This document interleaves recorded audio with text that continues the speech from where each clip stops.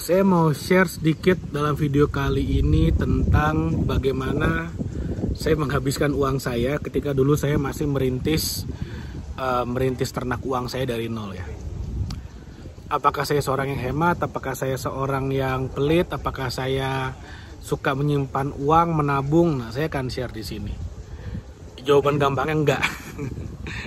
Jadi dari bisnis saya ada uang masuk itu langsung habis, langsung hilang, nggak ada di rekening. Saya hampir nggak pernah nyimpan uang di rekening saya, dan itu juga salah satu strategi saya supaya nggak dipinjemin uang gitu loh.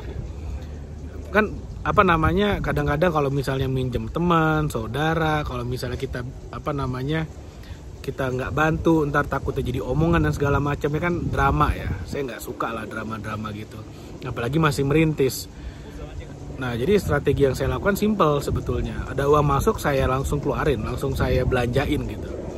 Jadi waktu misalnya ada yang mau pinjam duit, misalnya dari temen gitu kan, "Duit, tolong dong pinjam duit, gue lagi butuh banget." Saya liatin aja M-Banking saya nih saldonya 300.000. "Lu mau berapa?" 100.000, nih gue pinjemin. Jadi kayak bener-bener adu kere-kerean seolah-olah saya menang lah. Malah pernah waktu itu temen mau minjem duit, saya liatin saldo saya, bahkan di saldo saya itu nggak bisa narik duit gitu ya, nggak bisa narik ATM karena udah di bawah jumlah minimum saldo rekening. Dia malah kasihan, dia malah mau ngasih saya uang. Saya bilang nggak usah, saya nggak butuh. Oke. Nah, uang saya kemana? Kan itu yang penting sekarang. Saya spend uang kemana? Banyak orang yang kemudian kalau misalnya dengar advice seperti ini, mereka akan bilang, "Oh bener kan, si gede aja boros orangnya, duit langsung dibuang, duit langsung dibelanjain. Ya udah, saya juga mau." Padahal dia nggak nonton sampai habis. Nah, inilah penyakitnya, kalau nonton nggak sampai habis, nonton cuma setengah-setengah, terima informasinya salah, hasilnya salah. Yang disalahin siapa? Yang disalahin yang nyampein, padahal yang dengernya yang nggak sampai habis gitu. Jadi gini, uang saya dulu tuh selalu habis karena saya berinvestasi. Sesimpel itu. Kalau saya nggak tahu mau invest apa, ya saya beli emas. Kalau saya tahu mau invest apa, ya saya beliin yang saya mau investasiin. Misalnya saya mau top up robot trading autopilot saya mau beli saham kek, saya mau beli reksadana kek, atau saya mau ikut seminar mungkin untuk investasi layar ke atas. Pokoknya uang itu selalu habis. Tapi saya habisin ke tempat-tempat yang bisa mendatangkan uang lebih banyak. Itu bedanya.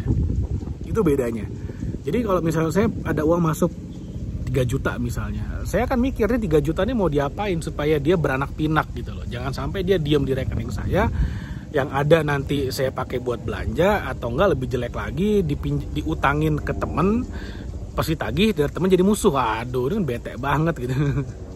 Dan saya yakin banyak kok yang ngalamin kayak gitu. So, ya udah, mendingan ada uang 3 juta masuk, ya saya langsung invest. Minim-minim saya beli emas gitu kan.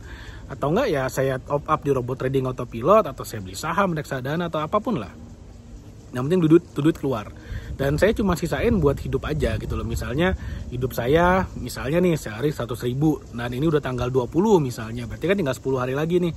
Ya udah, saya sisain 1 juta buat 10 hari ke depan gitu aja. Sesimpel itu. Apakah saya melakukan yang alokasi dana yang 10% buat ini, 20% buat ini? Buat saya ribet, saya nggak suka yang susah-susah gitu ya. Saya lebih suka start small, start now, start easy lah. Nanti sambil jalan, sambil di refine, sambil dibagusin dikit-dikit, oke, nggak masalah. Tapi yang penting mulai dulu, karena saya sering ketemu orang terlalu ribet di berapa persen, akhirnya nggak mulai-mulai. Yang ada duitnya malah dipinjemin ke temennya, ke saudaranya. Yang ada dari saudara tiba-tiba jadi di blok WA-nya karena ditagih, dia kabur. Kan nggak enak banget gitu loh. Jadi ya udahlah, start aja gitu. Saya suka dengan kata-kata dari mentor saya, Denny Santoso, yang mengatakan done it is better than perfect.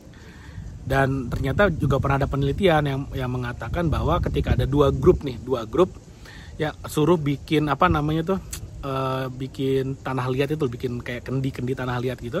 Yang satu grup disuruh bikin satu yang the best of the best, perfect banget.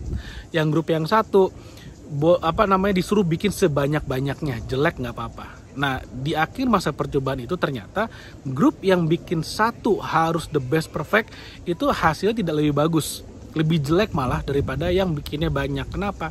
Karena kalau kita bicara kualitas itu selalu bisa diimprove sambil jalan. Tapi kalau kita improve sambil learning by doing, sambil ngerjain, sambil diimprove kerjaan, akhirnya ya kita akan bagus dengan sendirinya. Investasi pun sama. Daripada saya ribet di depan, misalnya 10% harus buat ini, 15% buat itu, nanti sekian persen buat ini, ribet nggak mulai-mulai, mendingan mulai aja. Ada duit invest. Saya invest, loss, ya udah jangan invest sana lagi, cari yang lain. Saya invest di sini, kena scam, oke, cari yang lainnya, udah gitu aja gitu loh. Makanya saya juga kadang-kadang suka lucu kalau misalnya ada orang yang kena scam lalu kemudian nyalain. Ya oke, yang nyecam salah, saya setuju, yang nyecam salah, tapi agak gak masuk akal ketika misalnya kita mau invest, kita nggak ngerti aturan mainnya, yang jelas-jelas too good to be true, yang jelas-jelas terlalu bagus lah, terlalu bombastis lah, sampai akhirnya harus gadein rumah, gadein mobil buat invest di sana tanpa kita ngerti sebenarnya gitu aturannya gimana, legalitasnya gimana. Itu kan konyol menurut saya. Mau ikutan nggak apa-apa, tapi jangan banyak-banyak, jangan greedy, lihat dulu gitu loh. Misalnya budgetnya 10 juta, maskernya 1 juta gitu kan, 1 juta lihat dulu, ternyata oke, tambah lagi pelan-pelan. Jangan punya uang 10 juta, masukin 100 juta, 90 jutanya minjem, wah itu kan masalah gitu. Resikonya di sana. So ya itulah, start now, start small, jangan nunggu sampai perfect, dan is better than perfect. Ya, mudah-mudahan apa yang saya share bermanfaat. Jangan lupa ya like video ini dan share video dan subscribe YouTube channel ini. Thank you, sampai ketemu lagi di video berikutnya.